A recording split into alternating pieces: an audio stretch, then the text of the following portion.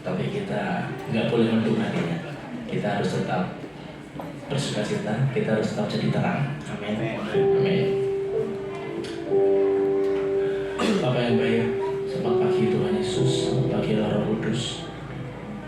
Pagi ini kami mau datang ke hadirat Bapa. Pagi ini kami mau menyatakan betapa kami mengasihi Engkau Tuhan. Melalui hati kami, melalui setiap apa yang ada pada kami. Bahkan di mana kami mau datang ke tempat ini Tuhan. Kami mau mencari wajah. Kami mau menemukan kasih-Mu Bapa. Seberapa kami yang ada di tempat ini Tuhan, izinkan kami menyembah-Mu Tuhan. Izinkan kami menyenangkan hati-Mu Bapa. Dengan pujian penyembahan yang kami naikkan, biarlah kami dengan sepenuh hati Tuhan, dengan sekuat tenaga kami Tuhan, kami mau meninggikan nama-Mu Yesus. Terima kasih Tuhan. Haleluya Yesus.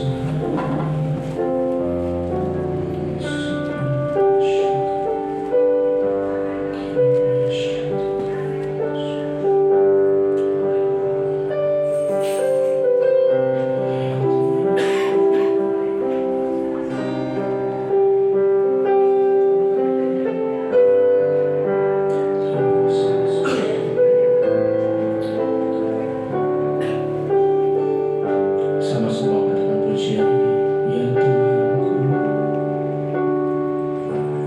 Ya Tuhanku, aku hendak bernyanyi bagimu selama aku hidup.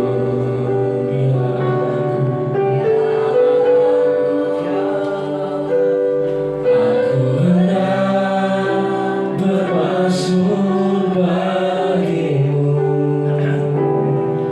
selagi ku ada. Saya undang jemaat berdiri sama-sama serukan pujian ini dengan segenap hatimu. Ya Tuhanku, sesuai dengan lagu ini. Aku hendak bernyanyi bagimu selama aku hidup. Katakan dengan keyakinanmu. Aku hendak bermasmur bagimu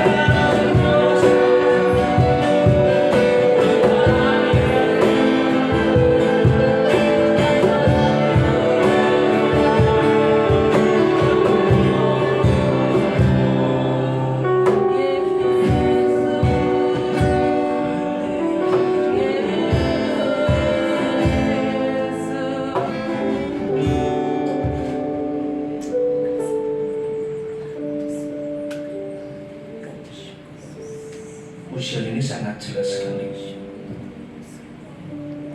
Ya Tuhan, aku hendak bernyanyi bagimu selama aku hidup. Aku hendak bermazmur bagimu selagi ku ada. Bapa, biarlah pujian ini Tuhan bukan hanya sekedar di mulut kami Tuhan,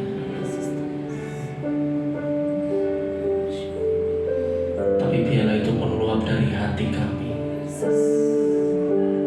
dan kami mau mengaplikasikannya Tuhan. Kami mau melakukannya Tuhan. Kami mau menjadikan itu iya dalam hidup kami Bapa. Haleluya Yesus. Haleluya Tuhan. Pujikan dari awal. Ya Tuhanku, aku hendak berminta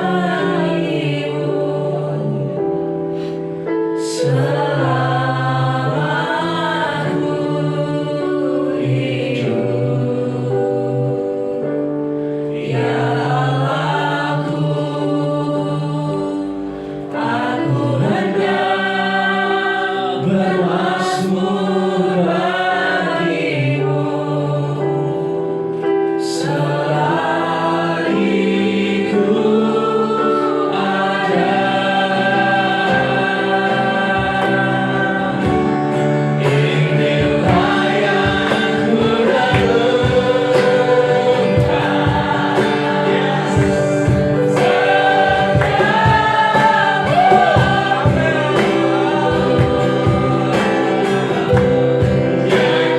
ku jangan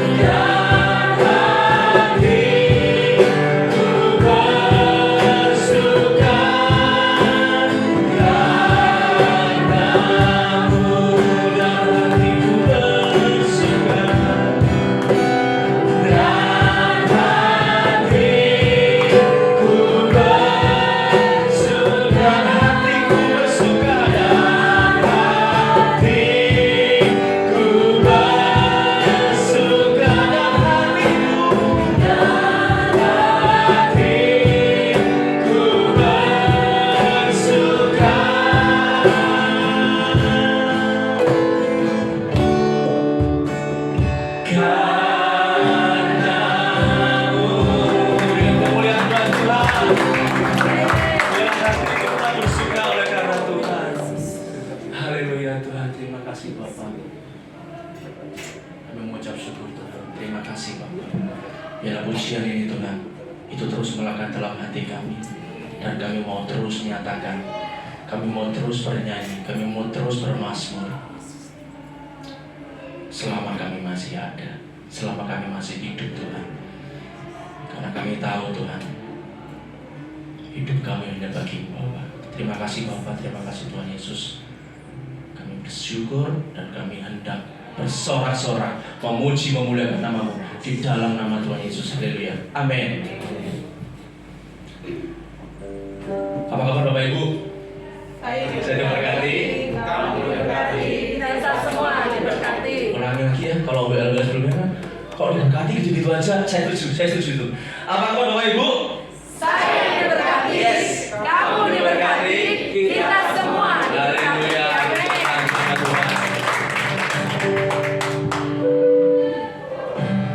Yesus Tuhanku yang berkuasa atasku, hidupku takkan sama. Ku tahu sungguh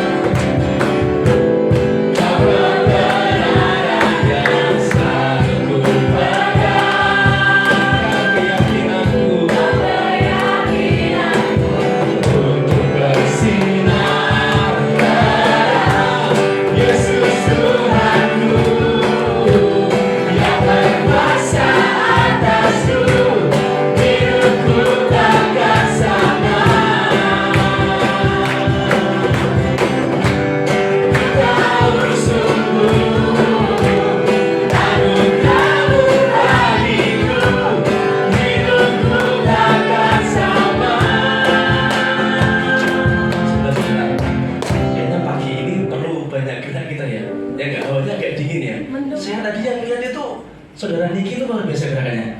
Nih, boleh bantu gak nih? Ke depan nih, kasih gerakan kita semua nih. Dan kita sama-sama memuji Tuhan dengan sepenuh hati, dengan gerakan Nik ya. Oke Nik. Yesus Tuhanku. Ikut lagi yuk, ikut lagi. Kuasa hidupku takkan sama. Let's go Nik, hey.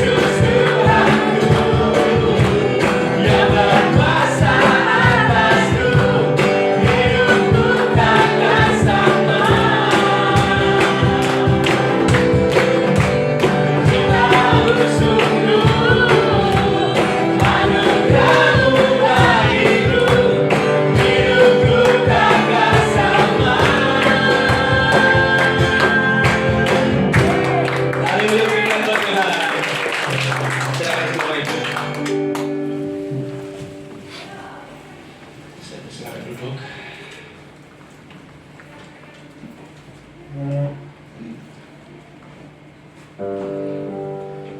Di Mazmur 20 ayat yang ke-7, sekarang aku tahu bahwa Tuhanlah yang memberi kemenangan kepada orang yang diurapinya dan menjawab dari surganya yang kudus dengan kemenangan yang gilang gemilang oleh tangan kanannya.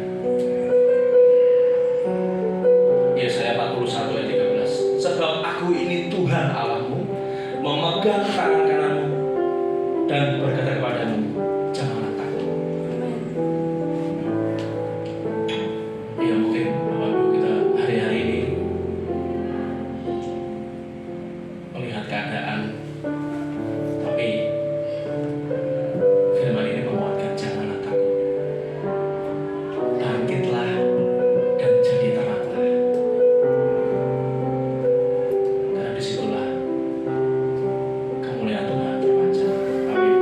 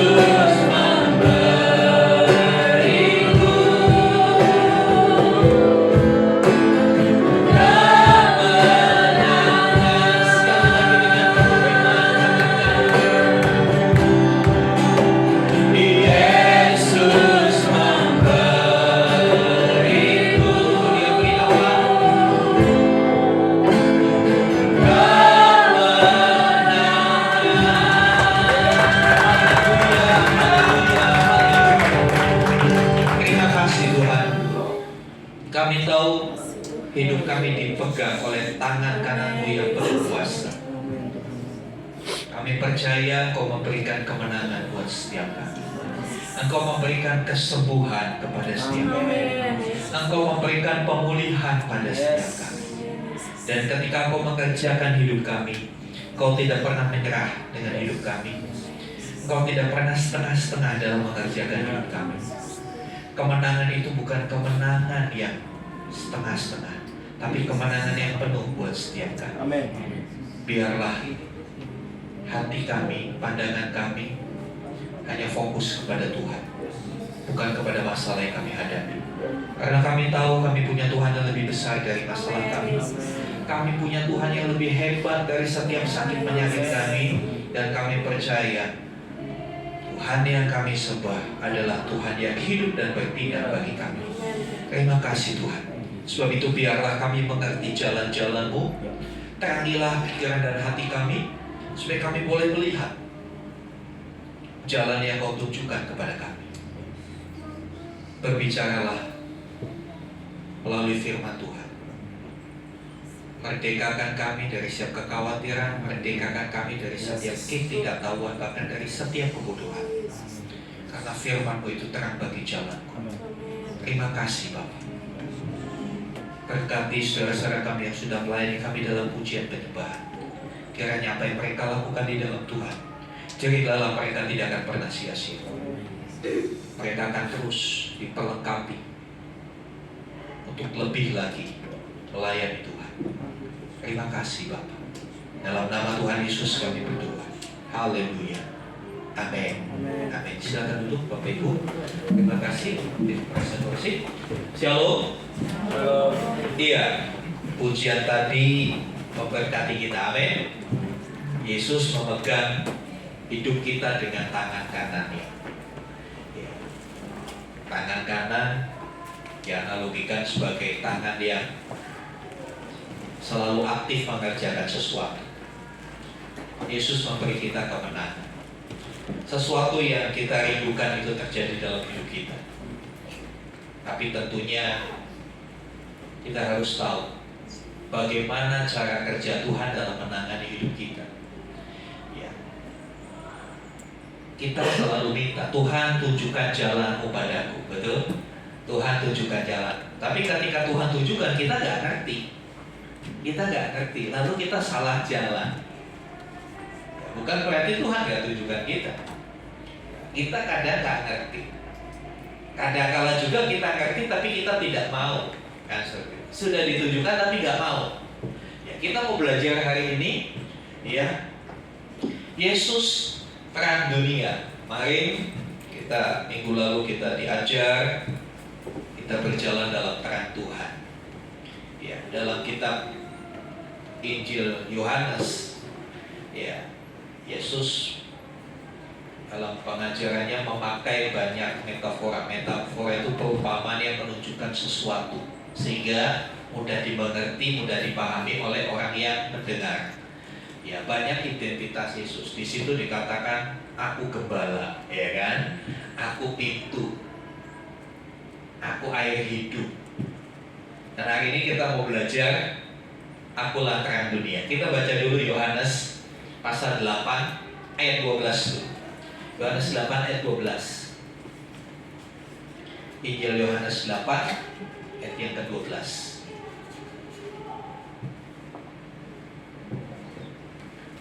Kalau sudah, kita baca bersama-sama. Yohanes 8 ayat 12. Hitungan ketiga, Injil Yohanes 8 ayat 12. 1, 2, 3. Maka Yesus berkata kepada orang banyak, katanya, akulah terang dunia, barang siapa mengikut aku, ia tidak akan berjalan dalam kegelapan, melainkan ia akan mempunyai terang hidup. Iya. Akulah terang dunia.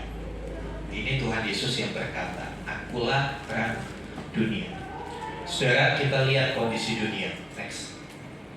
Iya, keadaan dunia secara jasmani kalau kita melihat di dalam kitab Kejadian ketika Tuhan menciptakan langit bumi, ya saya bacakan Kejadian 1 ayat 1 sampai 3. Saya menggunakan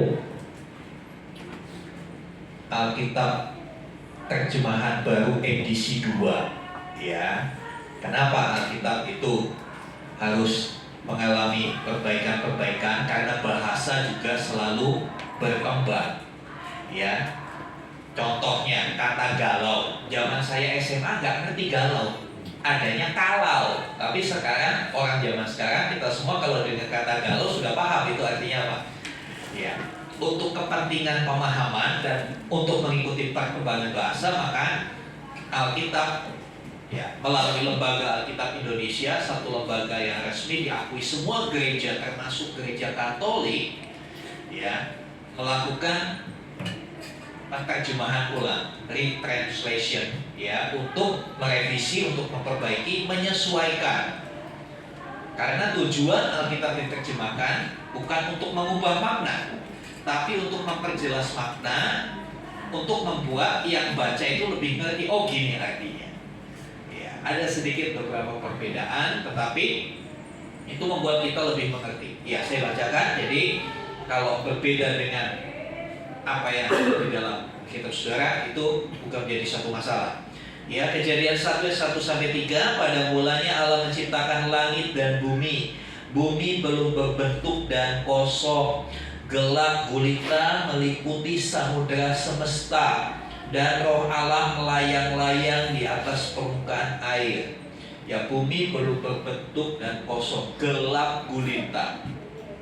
Ya, dari ayat ini kita mendapatkan satu deskripsi. Sebetulnya dunia sebelum dihuni oleh manusia, sebelum Tuhan ciptakan manusia, ketika pertama kali itu kondisinya darkness, gelap gulita, penuh dengan kegelapan. Gelap itu gimana sih? Ya gelap, gak bisa lihat apa-apa. Ketika kita ada di dalam gelap, kita tidak bisa melihat apa-apa, kita tidak bisa membedakan apa-apa. Kalau saudara ada di dalam gelap, saudara gak bisa membedakan mana warna putih, mana warna hitam. Ya gelap aja, ya nampak ya hitam. Ya dikonotasikan gelap itu warnanya hitam, kan begitu. Jadi saudara dikasih Tuhan, inilah kondisi dunia. Ya, kita melihat tanpa terang tidak ada kehidupan. Dalam ayat 1-3 belum berbentuk, kosong. Ya, kondisinya belum berbentuk. Dalam bahasa lain kacau. Ya, belum ada kehidupan. Nah, yang Tuhan ciptakan pertama kali di dalam ayat 3, berfirmanlah Allah, jadilah terang, maka terang pun jadi. Yang lalu saya pernah sampaikan bahwa yang Tuhan ciptakan itu bukan manusia dulu, tapi yang Tuhan ciptakan pertama kali adalah apa? Terang. Terang baru muncul setelah diciptakan Tuhan. Terang selanjutnya muncul kehidupan. Ya. Tanpa terang tidak ada kehidupan. Dengan diciptakannya terang, mulailah sebuah kehidupan secara jasmani di dunia. Mulai ada tumbuh-tumbuhan, binatang-binatang. Pada akhirnya puncak kehidupan adalah kehidupan manusia. Itu secara jasmani.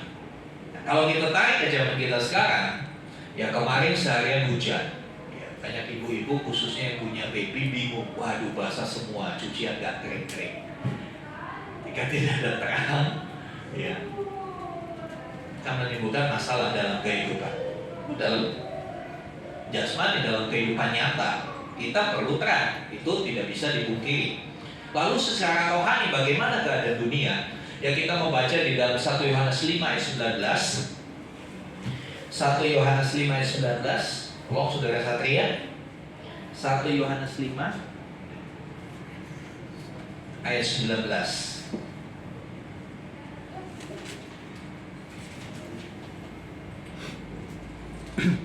1 Yohanes 5:19. Kita tahu bahwa kita berasal dari Allah dan seluruh dunia berada di bawah kuasa si jahat. Ya, kita tahu bahwa kita berasal dari Allah. Lalu ironisnya seluruh dunia berada di bawah kuasa iblis. The King of Darkness, Raja kegelapan iblis. Dunia di bawah kuasa iblis, di bawah kekuasaan kegelapan. Ya, kerajaan kegelapan Alkitab selalu mengidentikan sebagai iblis jahat. Ya, dunia ini di bawah kekuasaan kegelapan. Jadi jangan heran ketika saudara bertemu dengan orang-orang, kok gitu ya kelakuannya, kok seperti itu ya sifatnya. Ya karena masih dunia ini di bawah kuasa kegelapan. Ketika orang hidup dalam kegelapan, yang dilakukan ya perbuatan-perbuatan kegelapan. Gak bisa melakukan sesuatu yang benar dalam kegelapan. Ya, kalau nggak percaya coba nanti praktek di rumah malam-malam jam 1 malam, coba masak, tapi lampunya dimatiin. Saudara akan sulit membedakan antara tepung apa minyak dan kecap. Iya kan, paling saudara akan jilat dulu mana kecap. Ya, akan sulit menemukan sesuatu yang benar. Ya, sejak kejatuhan manusia dalam dosa, kita melihat kejahatan atau perbuatan-perbuatan kegelapan itu semakin meningkat. Ya, semakin meningkat. Sampai hari ini kejahatan itu terus meningkat, baik dalam kualitas, ya, dan kuantitas. Kualitas itu jahatnya pakai banget gitu loh, saudara. Nah, kalau kita beli, dia kok jahat banget ya, itu berarti kualitasnya tinggi. Tapi juga kuantitas apa? Sering. Ya, di tempat saya aja kasus begal itu sering banget. Jadi orang udah nggak terlalu kaget lagi kalau ada berita ada begal di sana gitu, karena ya udah sering. Dan sepertinya tidak ada upaya-upaya untuk mencegah hal itu terjadi. Ya. Saya teringat begal, saya teringat kemarin itu tanggal 27 Januari persis 6 tahun yang lalu kejadian ini. Saya mengalami persis 6 tahun, 27 Januari malam hari. Jadi 6 tahun yang lalu minggu seperti ini saya di ICU sebuah rumah sakit di Cirebon. Tapi sekali lagi, atas kemurahan Tuhan semuanya boleh dilakukan. Saudara yang dikasih Tuhan, tingkat kejahatan hari-hari ini mulai meningkat. Kita tahu kejahatan bukan hanya secara fisik.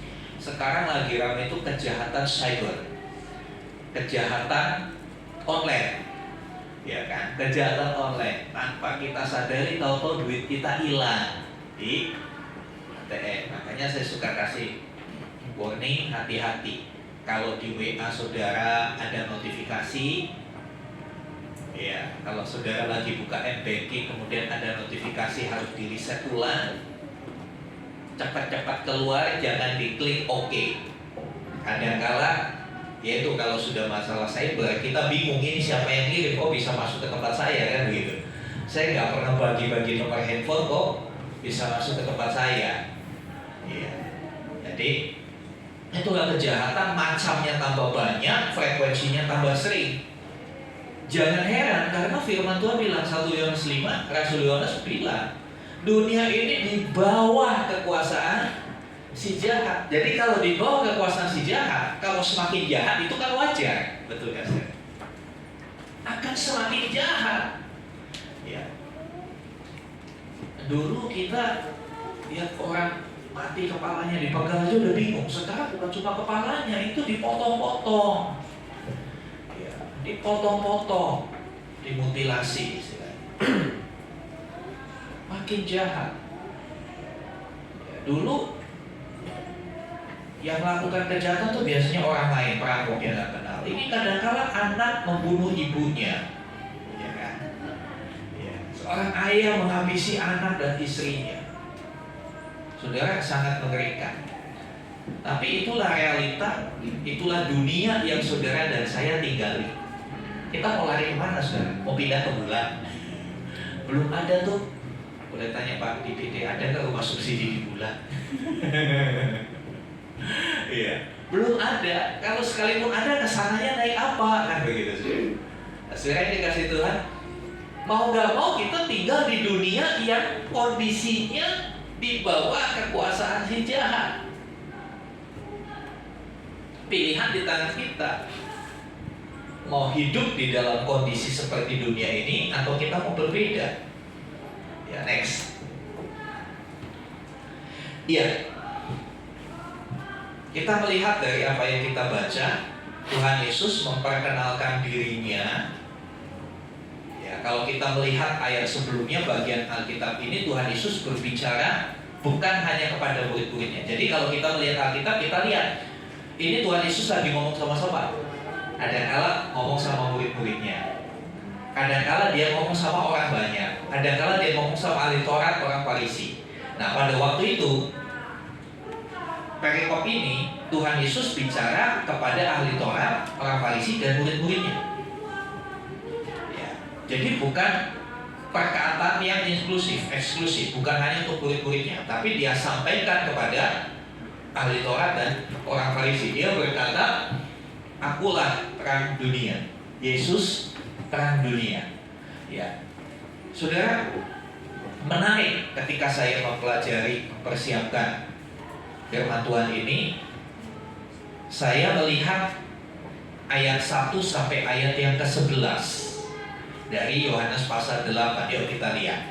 Ya, karena Alkitab itu begitu, tidak terpisah satu dengan yang lain, selalu beruntun, selalu ada kaitannya satu dengan yang lain.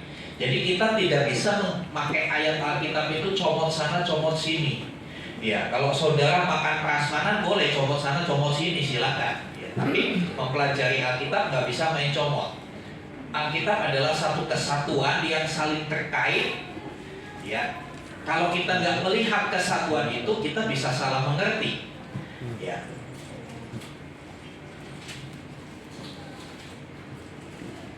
Nah, Yohanes 8 ayat 1 sampai 11 itu judulnya apa di situ? Judulnya apa? Yohanes 8 cerita tentang apa? Perempuan yang berzina. Perempuan yang berzina. Ya, saya bacakan. Ya. Tetapi Yesus pergi ke Bukit Zaitun. Pagi-pagi benar ia berada lagi di bait Allah, dan seluruh rakyat datang kepadanya. Ia duduk dan mengajar mereka. Lalu ahli-ahli Taurat dan orang-orang Farisi membawa kepadanya seorang perempuan yang kedapatan berzina. Mereka menempatkan perempuan itu di tengah-tengah. Sampai di sini jangan bertanya, kalau berzina kan gak sendirian Pak, laki-lakinya kemana? Jangan tanya gitu ya, saya gak akan jawab laki-lakinya ada di tempat ini, gak tapi iya mungkin udah kabur apa. Ya, kenapa Tuhan? Kenapa Alkitab gak cerita tentang laki-lakinya? Ya, Alkitab hanya mencatat sesuatu yang penting untuk mendapatkan attention, mendapatkan perhatian yang ada hubungannya dengan karya Tuhan Yesus. Jadi si laki-lakinya entah kemana. Jadi banyak kali orang laki-laki menggunakan ayat ini. Jadi kalau berzina gak apa-apa laki-laki, toh perempuan kan yang dihukum. Konyol kan? Makanya saya katakan baca Alkitab itu ayat-ayat jangan diperkosa, jangan dicomot sesuai maunya kita. Ya, ketika ada firman Tuhan, maka Allahku akan memenuhi segala keperluanmu menurut kekayaan dan kemuliaannya. Amin. Yes. Tapi begitu ayat tentang perpuluhan, no. Ya, kita harus benar-benar open hati kita. Nanti kita akan lihat bagaimana terang itu menyinari semua. Kita lanjutkan. Ya, jadi nggak usah memikirkan si laki-lakinya lari kemana ya. Entah dia lari kemana. Lalu ahli-ahli Taurat dan orang Farisi membawanya kepadanya seorang perempuan yang kedapatan berzina. Mereka menempatkan perempuan itu di tengah-tengah dan berkata kepada Yesus, Guru, perempuan ini tertangkap basah ketika ia sedang berzina. Musa dalam hukum Taurat memerintahkan kita untuk melempari perempuan-perempuan yang demikian dengan batu. Bagaimana pendapatmu tentang hal itu? Mereka mengatakan hal itu untuk mencobai dia, supaya mereka memperoleh sesuatu untuk menyalahkannya. Namun Yesus membungkuk lalu menulis dengan jarinya di tanah. Sampai di sini juga jangan tanya Yesus nulis apa. Ya, ya, jangan konyol, saudara. Yesus nulis apa di tanah? Ya, itu nggak penting. Ya, ketika mereka terus-menerus bertanya kepadanya, ia pun bangkit berdiri lalu berkata kepada mereka, siapakah di antara kamu yang tidak berdosa? Hendaklah ia yang pertama melemparkan batu kepada perempuan itu. Lalu ia membungkuk lagi dan menulis di tanah. Namun setelah mereka mendengar perkataan itu, pergilah mereka seorang demi seorang, mulai dari yang tertua. Akhirnya tinggal Yesus seorang diri dengan perempuan itu yang tetap di tempatnya. Lalu Yesus bangkit berdiri dan berkata kepadanya, "Ibu, di manakah mereka? Tidak adakah seorang pun yang menghukum engkau?" Jawabnya, "Tidak ada, Tuhan." Lalu kata Yesus, "Aku pun tidak menghukum engkau. Pergilah dan mulai sekarang jangan berbuat dosa lagi." Lalu lanjut ayat 12-nya, Yesus berkata lagi kepada mereka. Jadi ini yang diajak ngomong sama, ya kan? Ketika dia ketemu dengan perempuan itu, orang-orang pada akhirnya meninggalkan Yesus, ya. Yesus ngomong lagi, Yesus melanjutkan dengan, "Akulah terang dunia." Apa hubungannya kisah perempuan yang kedapatan berzina dengan statement Yesus, "Akulah terang dunia"? Saudara, kita melihat, ya, bagi wanita berdosa, terang itu seperti apa? Ya, terang bagi wanita berdosa, ayat 11. Ayat 11. Yesus yang adalah terang dunia, ya, berkata seperti ini, "Aku pun tidak menghukum engkau. Pergilah dan mulai sekarang jangan berbuat dosa lagi." Ada kata-kata "aku pun tidak menghukum engkau." Dari kasus perempuan yang kedapatan berzina itu, Yesus mengampuni dan berbelas kasihan kepada orang berdosa. Betul? Mereka kan membawa perempuan itu yang kedapatan, ketangkap basah istilahnya. Nah, bahasanya kena hujan atau apa gitu kan, dibawa kepada Tuhan Yesus lalu dituntut. Ya. Ahli Taurat, orang Farisi, menurut hukum Musa harus dilempari batu. Menurut guru gimana? Dia nggak jawab. Yesus nulis-nulis di tanah. Terus mereka tekan, tanya terus. Akhirnya Yesus berdiri dan bilang, "Siapa yang nggak pernah berdosa lemparin." Akhirnya satu-satu mereka pergi. Tinggal perempuan itu, lalu Tuhan Yesus bilang, "Mana?" Gak ada. Ada nggak yang menghukum? Gak ada. Dikatakan, "Aku pun tidak menghukum engkau." Jadi saudara, kita melihat di sini, Yesus sebagai terang dunia itu memberikan pengampunan kepada yang berdosa. Sebagai terang dunia, dia berbelas kasihan. Kemudian selanjutnya dikatakan, "Pergilah. Aku pun tidak menghukum engkau. Pergilah." Pergilah. Yesus membebaskan orang yang tidak bisa keluar dari kegelapan. Ya, mungkin perempuan ini sudah berulang kali melakukan dosa tersebut, perzinahan. Baru kali itu ketahuan, dia terbelenggu. Bahasa orang karismatiknya terikat dengan roh perzinahan, ya, atau bahasa orang karismatiknya kan kayak wah spektakuler banget, terikat, jadi dia nggak bisa apa-apa. Apa yang dilakukan terang itu? Terang itu membebaskan kita dari dosa, membebaskan kita dari kegelapan. Bukankah perzinahan adalah perbuatan kegelapan? Ya kan? Ya, orang kalau mau berzina kan carinya remang-remang. Iya kan? Makanya ada istilah di Kalimalang itu banyak kalau remang-remang gitu ya. Kenapa harus remang-remang? Ya melakukan sesuatu yang gelap. Perbuatan kegelapan dilakukan juga di tempat yang gelap. Saudara yang dikasih Tuhan, terang itu membebaskan si perempuan ini dari kegelapan. Membebaskan perempuan ini dari kegelapan. Pergilah, yang tadinya dia di dalam keterikatan dengan dosa itu, sekarang setelah berjumpa dengan sang terang dunia, sang terang itu berkata, "Pergilah, go away." Artinya ya pergi jangan di situ lagi. Bisa paham saudara? Pergi, kalau sudah pergi ya meninggalkan tempat itu. Kalau dulunya perempuan ini hidup dalam kegelapan, Tuhan Yesus bebaskan. Pergi kamu, jangan di situ, jangan lagi di dalam gelap. Karena apa? Tema Natal kita Yohanes 1 ayat 5, Kegelapan tidak dapat menguasai terang Kristus. Terang itu punya kuasa untuk menyingkirkan gelap. Terang itu punya yang namanya eksistensi, punya keberadaan. Ya. Tapi kalau kegelapan itu nggak ada eksistensinya. Kegelapan adalah apa artinya kegelapan? Ya ketiadaan terang. Kalau nggak ada terang itu namanya gelap. Tapi kalau nggak ada gelap, kita nggak bisa bilang terang. Terang itu mengalahkan kegelapan. Ya ketika terang hadir, kegelapan kemana? Seperti di ruangan ini, terang. Kegelapan kemana?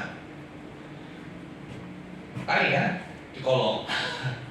Kalau misalnya di kolom dibuka, terangnya mana? Lari lagi.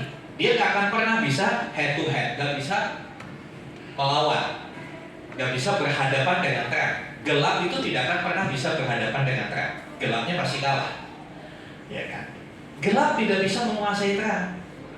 Ya. Kalau ada terang, gelap pasti pergi. Kehadiran Kristus dalam hidup orang percaya, Dia ingin membawa kita keluar dari zona gelap untuk masuk zona terang. Tapi ketika kita disuruh pergi, masalahnya kita mau pergi enggak? Kita mau beranjak enggak dari tempat itu? Kan begitu. Banyak orang yang sudah dikasih kebebasan tapi tidak mau beranjak dari tempat itu. Balik lagi ke situ. Makanya tegas firman Tuhan ngomong ya, agak kasar buat kita. Anjing kembali kepada muntahnya, babi kembali kepada kubangannya. Itu memberikan analogi, memberikan perumpamaan. Ketika orang sudah disuruh pergi dari kegelapan, balik lagi ke kegelapan. Saudara yang dikasih Tuhan, ketika saya mempelajari kisah ini, menarik. Karena wanita itu pastinya ketahuan karena dia sudah berulang kali. Iya kan? Dia sudah hidup dalam perilaku seperti itu, menjadi habitnya. Akhirnya tahuan. Barangkali kita tidak lebih baik dari perempuan itu. Ya, perempuan itu kedapatan, kita belum kedapatan. Barangkali kita belum kedapatan. Tapi kebenaran ini buat kita juga. Tuhan bilang, aku tidak menghukum kamu, pergi. Ada kesempatan untuk kita beranjak meninggalkan perbuatan-perbuatan kegelapan tersebut. Ya. Kemudian bukan cukup sampai di situ. Kalimat itu berkata, ya, pergilah, koma, nggak langsung titik. Pergilah, koma, apa? Dan mulai sekarang jangan berbuat dosa lagi. Pergilah. Mulai sekarang jangan buat dosa lagi. Ya, saudara, Yesus mengutusnya. Yesus memberikan amanah, memberikan penugasan. Pergi bukan hanya sekedar pergi, tapi pergi dengan membawa tanggung jawab. Tanggung jawabnya apa? Jangan berbuat dosa lagi. Mulai kapan? Mulai kapan? Mulai bulan depan. Mulai kapan, saudara? Mulai sekarang. Besok. Nah, itu besok itu bahaya, saudara. Saudara ngerti bahayanya kata besok? Besok itu nggak ada batasnya. Bayar utangmu, iya besok. Besoknya saya datang, bayar utangmu, jawabnya apa? Besok, nggak ada selesainya kan, saudara? Makanya Tuhan Yesus gak bilang mulai dari tanggal sekian, mulai dari sekarang. Ya. Yesus mengutus untuk tidak berbuat dosa lagi mulai dari sekarang, bukan besok. Sekali lagi, bukan besok, mulai dari sekarang. Caranya gimana? Ikutin terang itu. Ikutin terang itu supaya kita tidak terus-menerus dikuasai kegelapan. Hadirkan terang itu dalam hidup kita. Kalau kita hadirkan terang, kemanapun kita pergi, maka kegelapan akan pergi. Kan begitu, saudara. Kalau saudara berjalan, ya di kota sih agak susah memberikan pemahaman ini. Waktu saya di Kalimantan Barat, seringkali kalau ibadah malam, ibadah rumah tangga, atau ada event khusus KKR, Natalan, harus pergi cukup jauh dari satu desa ke desa lain, nggak ada jalan tol, harus jalan kaki, kita selalu bawa obor. Kita selalu bawa obor, karena di jalan itu kadang-kala ada kubangan, ya kan? Kadang-kala ada yang lewat pula, kita bawa obor. Ketika kita bawa obor, kemanapun kita pergi, jalan itu terang. Saya ke kiri, jalan di sebelah kiri terang. Saya ke kanan, jalan di sebelah kanan terang. Dimanapun kita ditempatkan, dimanapun lingkungan kita, sekali lagi, dimanapun lingkungan kita berada, dimanapun komunitas kita, kalau kita membawa terang dalam hidup kita, kegelapan akan disingkirkan. Tapi kadangkala terangnya itu bahasa Yunaninya diseleke, sudah tahu. Iya, diletakkan, ya kan? Ya, ada terang di sini. Ya, ini salah satu terang yang paling gampang. Kemana-mana bawa gini kelihatan. Ketika saya kesini, terang di sini hilang, gelap di sini hilang. Saya lihat di sini, yang tadinya gelap hilang. Di bawah ada terang, gelap hilang. Tapi kenapa orang yang sudah percaya Yesus hidupnya masih dalam gelap? Ya, terangnya diletakkan. Dia nggak mau lagi mengikuti terang itu. Ya sudah, kuasa dia. Saudara dikasih Tuhan. Ya. Selanjutnya, next. Ya. Nah, terang bagi orang Taurat, ahli Taurat dan orang Farisi. Kita mau kenalan dulu. Siapa sih ahli Taurat dan orang Farisi? Ahli Taurat itu, ya namanya ahli, is expert. Ahli, jago, ya kan? Ya. Kalau saudara, wah ini jago apa? Jago main game, wah berarti nggak bisa kalah, ya kan? Nggak mau melakukan yang lain, pokoknya game terus itu jago, expert. Ahli Taurat itu berarti dia hidupnya dihabiskan untuk mempelajari Taurat, ya kan? Dia ahli, dia paham betul. Ya, kalau kita ke dokter, ke rumah sakit, mau ke spesialis apa? Spesialis jantung, dia ahli banget tentang jantung. Oh gimana warnanya jantung? Ya, suruh gambar jantung pasti bisa. Ya kan? Coba kita suruh gambar jantung, yang kita lihat kan jantung pisang, ya udah gitu aja. Yang dikasih Tuhan. Ahli Taurat ini orang yang ahli tentang Taurat. Apa itu Taurat? Firman Tuhan, kebenaran pada waktu itu, pada zamannya. Siapakah orang Farisi? Orang Farisi adalah kelompok orang Yahudi yang sangat fanatik dengan Taurat. Sangat fanatik dengan Taurat. Garis keras. Ya. Kalau sekarang kita mengenalnya garis keras, radikal, begitu ya. Saudara dikasih Tuhan, dua kelompok ini menangkap basah seorang yang berdosa, membawa kepada Yesus. Untuk Yesus memvonis. Dia nggak berani memvonis karena apa? Dia tidak mau disalahkan. Ya. Sehingga ketika perempuan itu dihukum, dia akan bilang itu Yesus yang perintahkan kami untuk menghukum. Dia ingin menghukum tapi pakai tangan orang lain. Sehingga dikasih Tuhan. Ya, bagaimana terang itu bagi mereka? Apa yang terang itu kerjakan bagi mereka? Ya.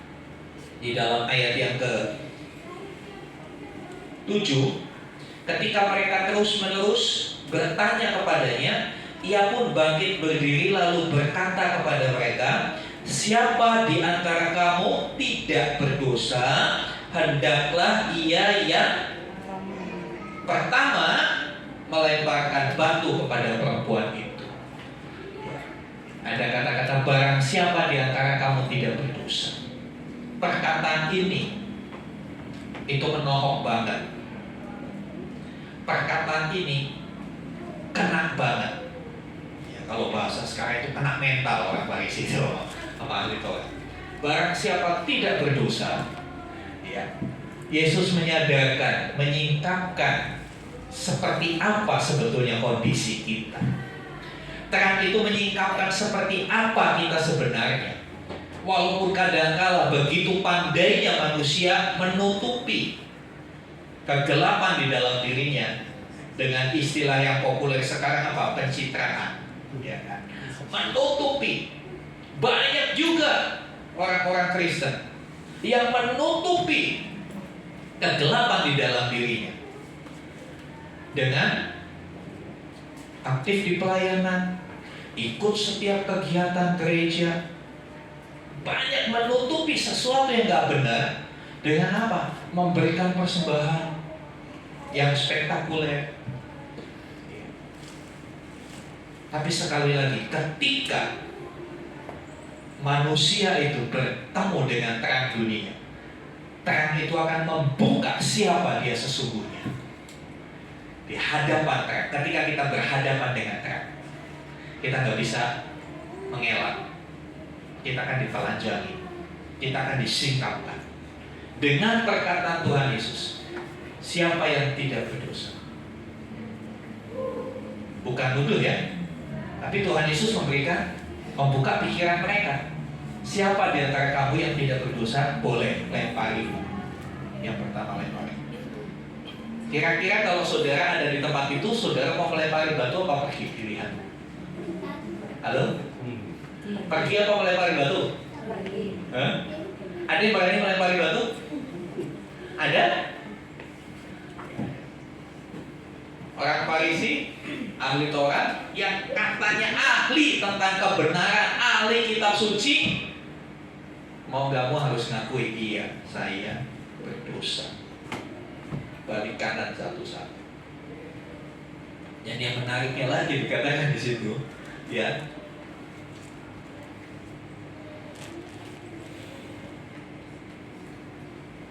lalu membungkuk lagi dan menulis ayat 9, namun setelah mereka mendengar perkataan itu, pergilah mereka seorang demi seorang, mulai dari yang tertua. Ini statement terakhir ini yang menggelitik saya. Mulai dari yang tertua. Biasanya budaya timur berkata orang tua lebih berpengalaman, betul nggak? Pengalaman apa? Pengalaman apa? Kalau dari cerita ini, orang tua yang paling tua meninggalkan, pengalaman dalam dosa, lebih pintar dia. Saudara yang dikasih Tuhan, ini menjadi satu templakan buat kita. Barangkali mereka ambil balik kanan sambil ngomel, tapi mungkin juga ada yang sambil meninggalkan Tuhan Yesus sambil menangis. Nah, kita tidak menceritakan, tapi dengan respon orang Farisi dan ahli Taurat yang satu-satu meninggalkan mereka, itu adalah sebuah pengakuan bahwa mereka adalah orang berdosa. Kita tidak bisa memungkiri, kita tidak pernah bisa menyangkali bahwa saudara dan saya orang berdosa. Amin. Kita tidak bisa memungkiri. Ketika kita diperhadapkan dengan terang, kita nggak bisa ngeles kita orang berdosa. Kita nggak bisa tutupi dengan berbagai kebaikan yang kita lakukan untuk menutupi perbuatan kegelapan tersebut. Saudara yang dikasih Tuhan, ya, mereka ternyata masih dalam kegelapan. Walaupun mereka tahu kitab suci, ya, walaupun mereka tahu kitab suci, mereka ternyata masih dalam kegelapan, masih dalam dosa. Yang tahu kitab suci aja bisa berdosa, apalagi nggak pernah baca kitab suci, saudara. Benar apa betul, saudara? Yang ahli kitab suci aja bisa berdosa, apalagi yang malas baca Alkitab. Pasti tahu sendiri ada jawabannya, ya. Dan cirinya orang yang hidup dalam kegelapan, cirinya menghakimi. Tujuannya kan perempuan ini datang, dia tidak dikhotbahin, tidak diajari, perempuan kamu jangan melakukan itu nggak benar, nggak diajari, tapi Tujuannya Pak ingin menghukum. Berapa banyak kita ketika melihat saudara kita yang berbuat salah, berdosa, kita pengennya hukum. Oh, udah jangan kasih pelayanan. Oh, udah itu gak benar. Itu mentalitas Farisi, itu mentalitas ahli Taurat. Seharusnya saya selalu bilang, gereja ini ada seperti bengkel untuk memperbaiki perilaku-perilaku yang masih tidak benar. Termasuk perilaku gembalanya nggak benar, perlu diperbaiki. Amin. Ya, karena saya juga berkata, mungkin kalau dikelompokkan saya ada di ahli Taurat. Iya kan? Tapi saya harus sadar ketika saya berhadapan dengan terang, saya orang berdosa. Mungkin saudara menganggap saya tidak berdosa. Berdosa atau tidak berdosa bukan urusan di hadapan manusia, tapi berdosa tidak berdosa itu urusan di hadapan Tuhan. Urusan di hadapan Tuhan. Ketika kita berhadapan dengan Tuhan, sang terang dunia itu, kita sadar ya siapa kita sebenarnya. Masih layakkah kita menghakimi orang? Masih layakkah kita menjatuhkan hukuman sama seseorang? Bukankah kita sama? Lu berdosa, gua juga berdosa. Ayo gimana caranya kita supaya tidak berbuat dosa lagi? Kan seperti itu. Ini yang Tuhan Yesus nyatakan kepada ahli Taurat orang Farisi. Tujuan mereka mau mencobai Tuhan Yesus, tapi itu seperti berbalik kepada hidup mereka sendiri. Ya. Orang yang tidak sadar akan hidupnya, tidak sadar akan siapa dirinya, belum berjumpa dengan terang, dia selalu nunjuk orang itu salah. Kamu salah, saya lebih baik dari kamu. Iya sih dia pelayanan, tapi di belakangnya ada tapi kan dia begini-begini. Kalau saya nggak pelayanan, lebih baik saya yang nggak pelayanan, saya begini-begini. Orang yang dalam kegelapan cenderung menghakimi dan cenderung merasa benar sendiri, merasa dirinya paling benar, paling suci, paling bisa melakukan firman Tuhan. Ya. Dan ketika diperhadapkan dengan terang, terang itu membongkar semuanya. Terang itu membongkar semuanya.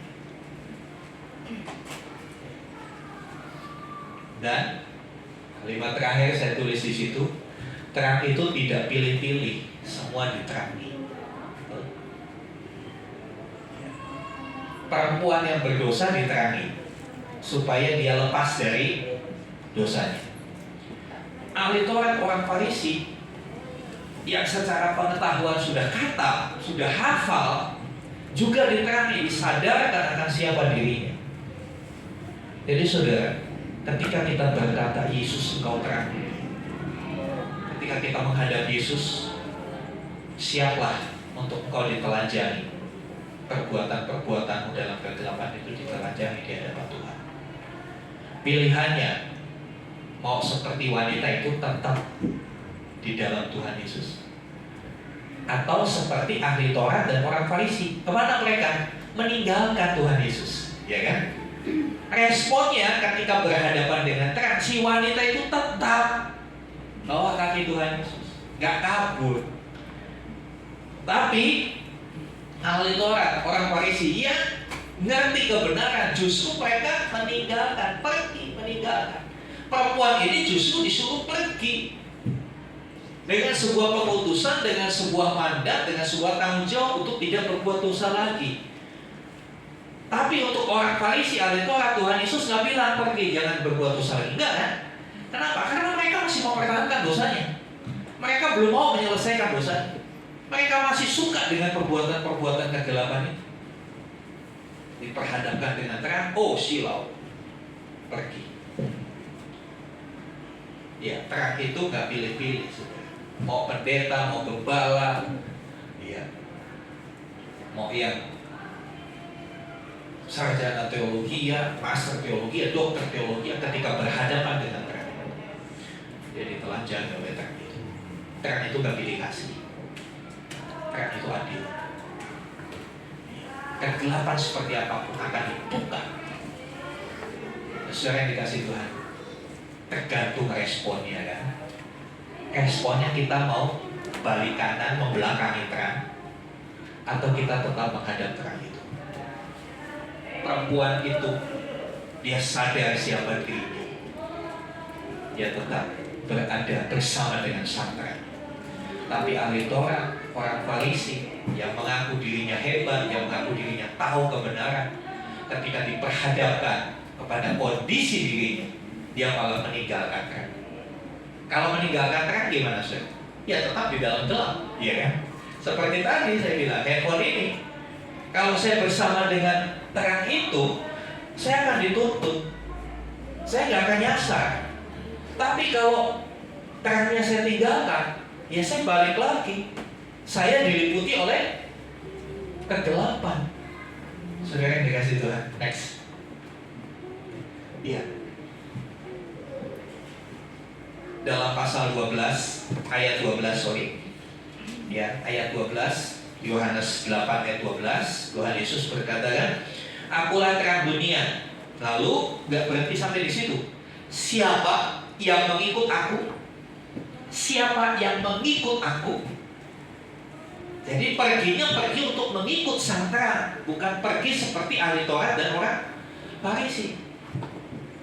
Ayat 11 berkaitan dengan ayat 12. Ayat 11 Tuhan Yesus berkata pada perempuan itu, aku tidak menghukum kau, pergilah dan jangan berbuat dosa lagi.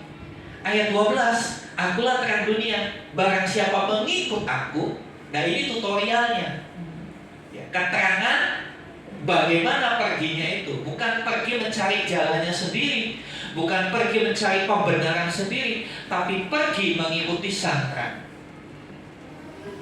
Bagaimana hidup saudara dan saya? Mau nggak kita mengikuti sang terang? Ya. Mengikut itu berarti ada orang yang di depan yang diikuti. Ya, kalau mengikut kan nggak mungkin saya lagi mengikuti siapa nggak tahu. Ya harus ada orang yang di depan yang kita ikuti. Ya. Siapa yang di depan? Yesus atau diri kita? Makanya beberapa waktu yang lalu saya sempat sampaikan firman Tuhan, judulnya cukup menarik. Jangan melibatkan Tuhan. Padahal banyak orang bilang, ayo libatkan Tuhan. Saya kurang begitu setuju. Saya berkata jangan melibatkan Tuhan. Kata melibatkan itu berarti kita yang pegang peranan, kita yang berbuat, kita yang punya rencana, kita bawa Tuhan. Kita membawa Tuhan. Benar apa salah konsep seperti itu? Saya lebih suka saya di bawah Tuhan. Saya melibatkan diri kepada Tuhan. Kalau saya melibatkan diri berarti rencananya Tuhan. Ya kan? Pekerjaannya Tuhan. Saya masuk. Kalau saya melibatkan Tuhan, ini rencana saya, ini maunya saya, ayo Tuhan bantuin. Posisinya Tuhan jadi inferior, kita yang superior, kita yang memimpin. Banyak kali konsep kita keliru. Mengikut itu, ya kita ngikut yang di depan. Kita ngikut yang di depan. Siapa yang kita ikuti? Ya, biar ini menjadi perenungan buat kita. Ya, mengikut itu bergerak. Ya.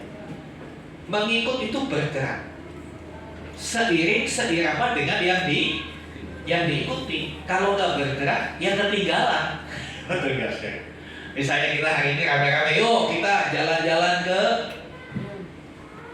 mall, ke Aeon. Hari ini semua gratis di Aeon, saudara. Percaya nggak semua gratis? Orang gak ada apa-apa. Ya semua gratis, belum ada apa-apanya di sana. Kita jalan. Ya. Kalau saudara terpisah dari rombongan bagaimana? Ya bisa hilang. Ya. Ketika rombongan itu Tuhan itu bergerak, kita juga harus bergerak. Contohnya, ya. Contohnya kisah tiang awan dan tiang api. Nanti di rumah baca. Kalau belum tahu cerita ini, nanti bisa ikut sekolah minggu. Pasti diajarin sama guru sekolah minggu. Ketika bangsa Israel keluar dari Mesir masuk tanah Kanaan, mereka dipimpin oleh tiang awan dan tiang api. Kenapa? Dulu belum ada kompas, apalagi Google Map belum ada. Kemana Kanaan arah? Ngikutin tiang awan tiang api. Tiang awan pada waktu siang, tiang api pada waktu malam. Itu yang menjadi guidance, itu menjadi pemandunya. Mari kita renungkan 2024, siapa pemandu hidup kita? Siapa pemandu hidup kita? Jangan sampai yang memandu hidup kita itu ambisi kita. Jangan sampai yang memandu hidup kita itu hawa nafsu kita, kedagingan kita. Binasa kita sudah. Tapi jadikanlah sang terang sebagai pemandu hidup kita. Biarlah Yesus menjadi pemandu hidup kita. Kita tinggal ngikutin kan enak. Kalau ngikutin kan enak. Ya kan? Kita tinggal ngikutin. Dan pastilah seperti pengalamannya Raja Daud yang dituliskan di Mazmur 23, Tuhan adalah gembalaku, takkan kekurangan aku. Yang menuntut aku ke air yang tenang. Dia membaringkan aku di padang yang berumput hijau. Ketika Tuhan yang kita ikuti, kita tahu kita mau dibawa kemana. Tapi kalau yang kita ikutin itu dunia, pengertian dunia itu prinsip-prinsipnya, cara berpikirnya, konsepnya, kebiasaan-kebiasaannya. Ya kita juga tahu akhir dari dunia ini apa? Kebinasaan. Karena firman Tuhan bilang dunia ini sedang lenyap, sedang berproses akan lenyap. Jadi kita harus tahu siapa yang kita ikuti. Ya. Kemudian mengikut juga berarti mencontoh, meneladani, mengcopy paste. Berulang kali saya katakan di dalam 1 Yohanes 2 ayat yang ke-6, barang siapa berkata ia di dalam Kristus, dia wajib hidup apa? Wajib hidup apa? Sama, bukan cuma mirip, sama. Dia wajib hidup sama seperti Kristus. Bagaimana Kristus itu? Bukan berarti wajib hidup sama seperti Kristus yang cowok-cowok pakai jabang, semua pakai jenggot. Karena Tuhan Yesus pakai jenggot, wajib itu. Bukan itunya maksudnya. Perilakunya, cara dia berkata-kata, hidupnya, bukan tampilannya. Tuhan dari awal tidak pernah melihat tampilan. Ketika Daud dipilih Tuhan, Nabi Samuel ditegur sama Tuhan, jangan lihat penampilannya, ya kan? Tuhan gak pernah tertarik dengan penampilan kita, saudara. Ya. Dan Tuhan bilang, nah kamu mau tampil kayak apa? Loh, kamu tak ciptakan seperti aku, Tuhan bilang gitu. Kita mau tampilkan apa di hadapan Tuhan? Ya bukan penampilannya, tapi bagaimana esensi hidup itu, bagaimana kita menjalani hidup ini. Ketika Yesus dipersalahkan, apakah dia marah? Apakah dia berontak? Ketika dia katakan guru yang baik, dipuji. Ketika dia dipuji, apakah ya memang saya guru yang paling baik? Dia bilang gitu? Enggak, dia bilang apa? Dia kembalikan kepada Bapa. Hanya satu yang baik. Apa? Jadi saudara, saya melihat dalam dunia ini ya, banyak orang yang tahan dicaci maki, banyak orang tahan difitnah, tahan gak apa-apa, enjoy. Tapi begitu dipuji kelopak-kelopak, saudara gak kuat. Banyak, saya nggak perlu sebutkan. Yang hari ini terjadi di Indonesia seperti itu, dihantam dengan isu, dengan hoak, bagaimanapun santai, senyum, kuat, nggak marah walaupun dia punya potensi, punya kemampuan untuk marah, untuk membalas. Tapi begitu sudah mulai diangkat tinggi, mulai dipuji-puji, bahkan dianggap manusia setengah dewa, apa yang terjadi? Gak kuat. Iya, karena kesombongan itu buat saya itu dosa yang paling mengerikan. Firman Tuhan jelas sendiri, tinggi hati mendahului kehancuran.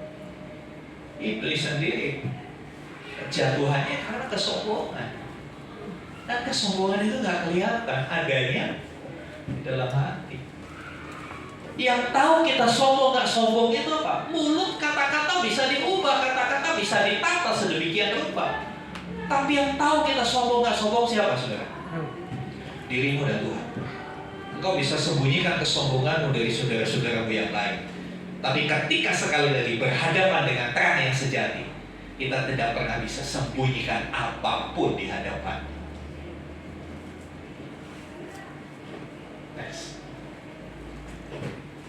Iya. Terang dan kegelapan. Terang adalah sebuah eksistensi, sebuah keberadaan.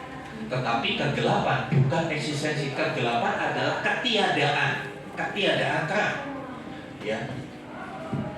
Karena itu kegelapan tidak dapat menguasai terang.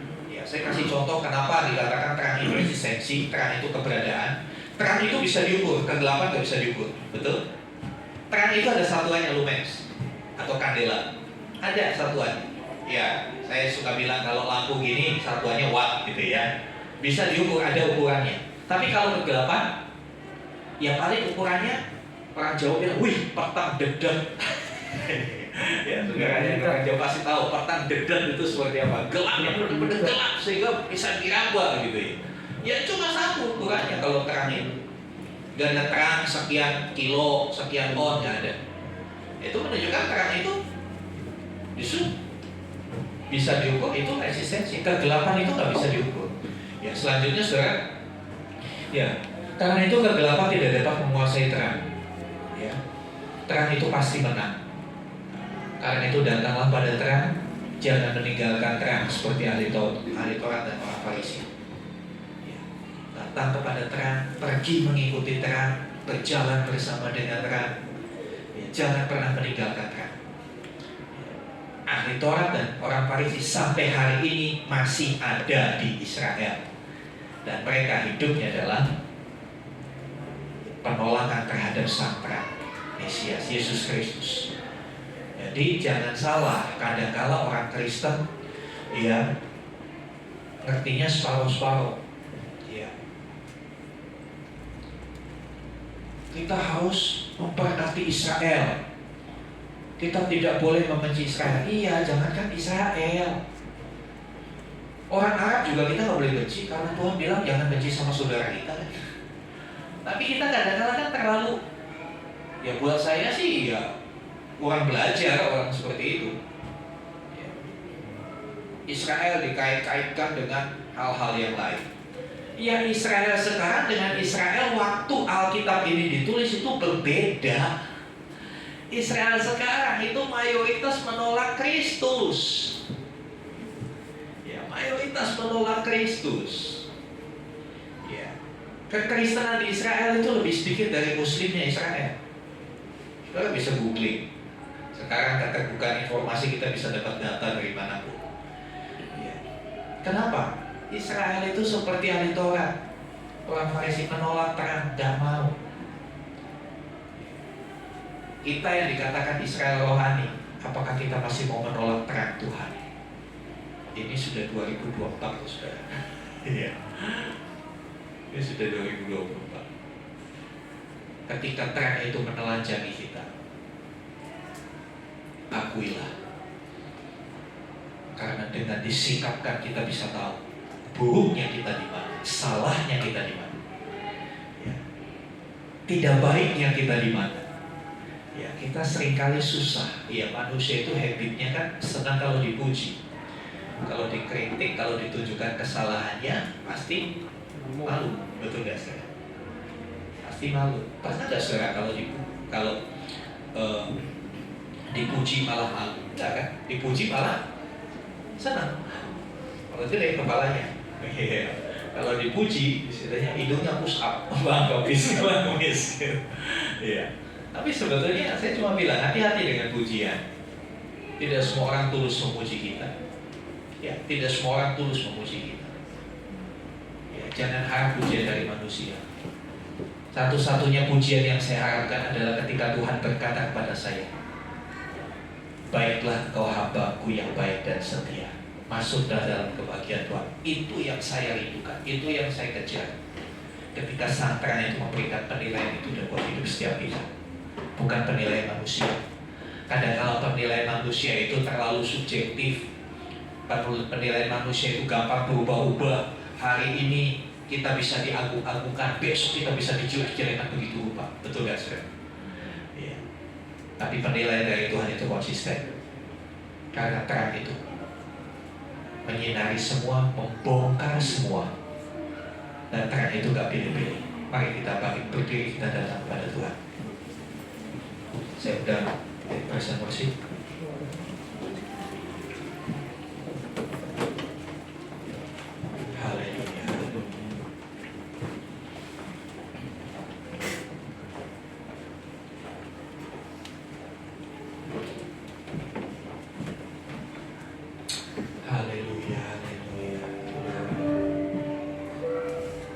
pujian tadi.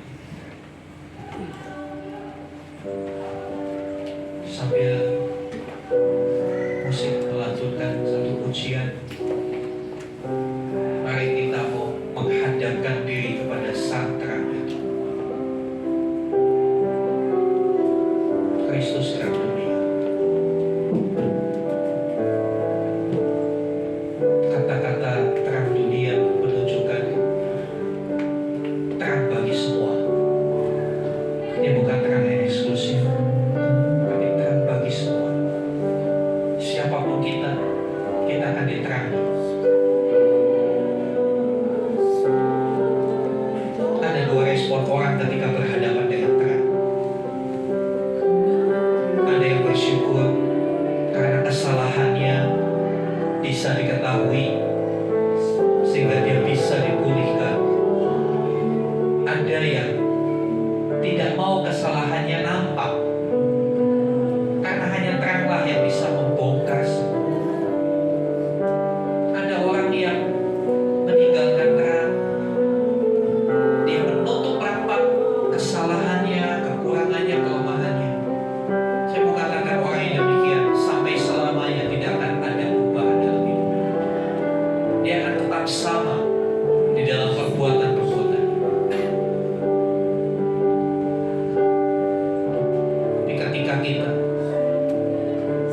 dengan sadar mau membuka diri di hadapan terang, izinkan terang itu menerangi sampai kedalaman hatimu, sampai celah-celah tersempit dalam hidupmu yang mungkin suamimu, istrimu gak tahu, anakmu, orang tuamu gak tahu. Izinkan terang itu menyinari supaya kau tidak lagi hidup dalam kegelapan.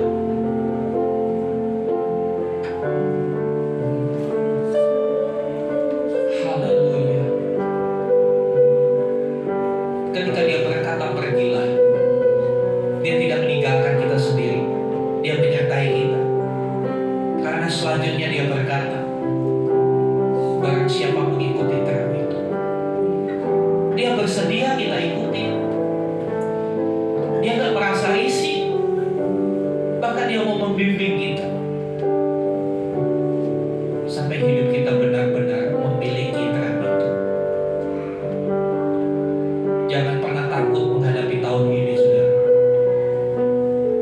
Secara spirit saya menangkap beberapa saudara takut masuk tahun 2024. Kau berkata, bisa gak ya saya lewat tahun ini? Aduh, di awal tahun aja saya harus menghadapi tantangan sebesar ini. Aduh, bagaimana ya? Biarlah pujian ini memberikan jawaban kepada saudara. Dengan pujian ini aku tidak takut. Tidak takut, sebab Kau besertaku. Terang itu beserta kita. Dia akan memberitahu jalan mana yang harus kita lalui. Jangan pernah bimbang, sebab Engkau Allahku. Engkau meneguhkanku, bahkan menolongku. Kau batu karang, Kau batu karangku. Yesus Tuhan, sekali lagi, Kau tidak takut.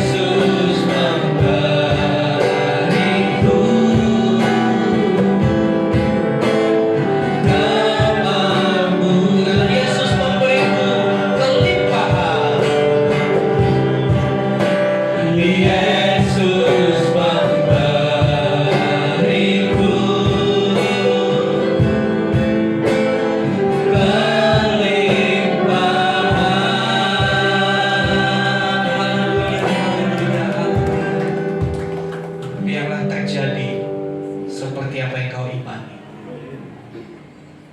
Biarlah terjadi semuanya sesuai dengan apa yang Tuhan kehendaki. Kami tahu Tuhan, kami tidak pernah sendiri. Kami tahu Tuhan, terang itu mau membimbing kami. Terima kasih Tuhan Yesus, Engkau mau membongkar hidup kami, Engkau mau menerangi setiap relung hati kami, Engkau menerangi cara kami berpikir.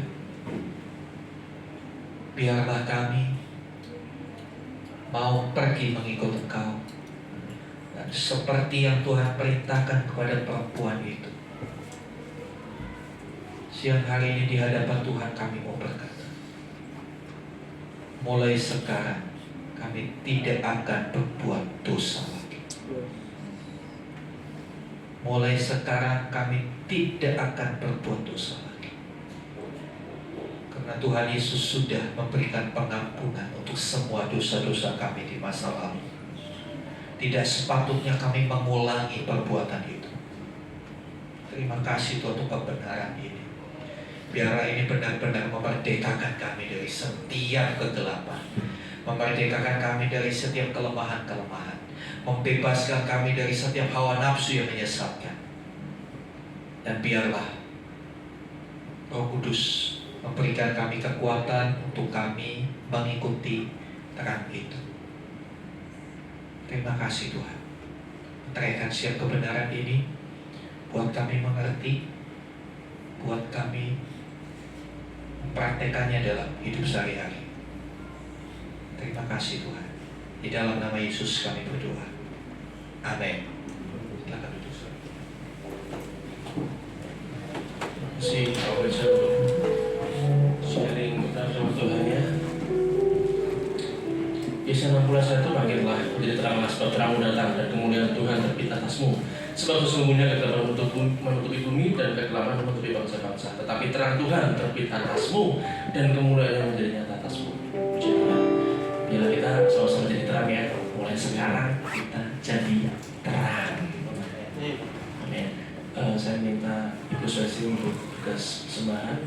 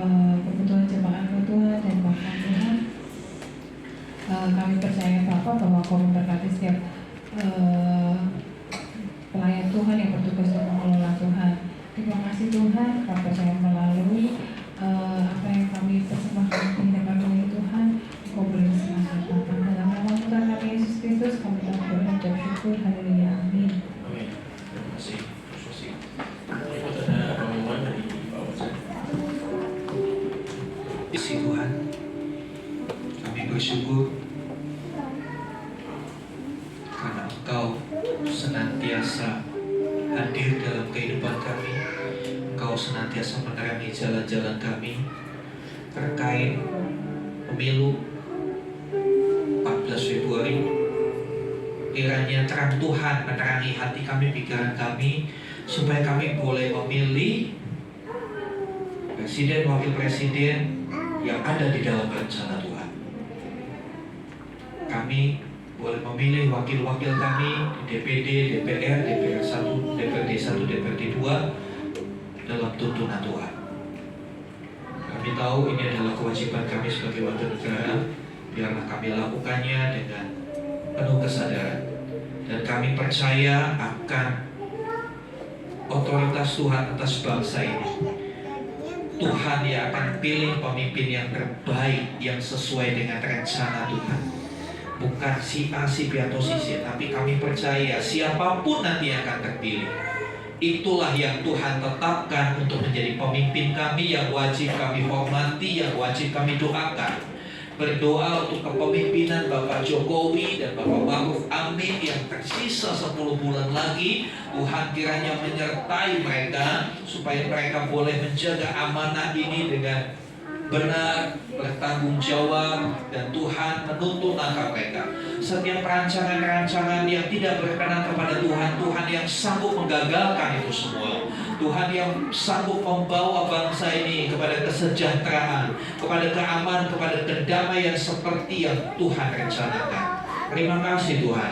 Berdoa untuk TNI Polri, biarlah di hati setiap mereka boleh diberikan takut akan Tuhan, untuk mereka menjalankan tugas tanggung jawabnya dengan benar, dengan lurus, sesuai dengan peraturan perundang-undangan. Kami berdoa untuk keamanan bangsa kami. Engkau sendiri yang mengirim pasukan malaikat-Mu menjaga keamanan bangsa kami. Kami tahu ada oknum-oknum yang ingin memecah belah, ingin menghancurkan bangsa kami. Tuhan, kami percaya tangan kuasa-Mu lebih hebat, tangan kuasa-Mu lebih dahsyat. Engkau yang pegang Indonesia di tangan-Mu ya Tuhan. Terima kasih Tuhan, terima kasih. Berdoa untuk setiap umat Tuhan. Terima saudara-saudara kami yang sakit. Kami bersyukur untuk Pak Willy yang sudah diizinkan pulang ke rumah. Tuhan jamah pulihkan, supaya boleh pulih dengan sempurna, beraktivitas seperti sedia kala, bahkan lebih maksimal lagi. Tuhan, kami berdoa untuk Ibu Misila yang masih terbaring di rumah sakit Siloam. Kau jamah, Kau pulihkan tiap luka bekas operasi, tiap proses, semuanya boleh kembali. Bumi Sila beraktivitas boleh kembali normal, pulangnya semua normal di dalam nama Tuhan Yesus. Tuhan, berikan kekuatan untuk Bumi Sila melewati proses demi proses. Kami percaya pertolongan kekuatan Tuhan melimpah buat hamba-Mu ini. Terima kasih Bapa di surga, terima kasih. Kami bersyukur, dan kami menyerahkan Ibu Wilsya juga yang dalam waktu dekat akan operasi retina seperti yang hamba-Mu alami. Tuhan, berikan kekuatan Tuhan, biar dia boleh melihat cara Tuhan bekerja dalam hidupnya. Kau yang tuntun hidupnya untuk mengerti jalan-jalan Tuhan, untuk mengerti terang Tuhan, sehingga hidupnya boleh terarah kepada rencana Tuhan. Bukan berjalan menurut apa yang dia mau, bukan berjalan menurut apa yang dunia tawarkan, tapi mengikuti Tuhan. Terima kasih Tuhan. Kami percaya Kau yang akan mencukupkan semua yang diperlukan. Bapa di surga, kami berdoa untuk saudara-saudara kami manapun berada, yang ada di dalam luar kota, di tengah keperluan, di tengah urusan-urusan lain. Kau yang menjamah, Kau yang memberkati. Mereka yang sudah mulai lemah, mari Kau bawa mereka kembali datang ke hadirat Tuhan. Kuatkan mereka, teguhkan mereka. Mereka yang sudah mulai undur, tarik mereka dengan kasih-Mu, untuk mereka boleh kembali jalan di dalam jalan kebenaran. Terima kasih Bapak, terima kasih.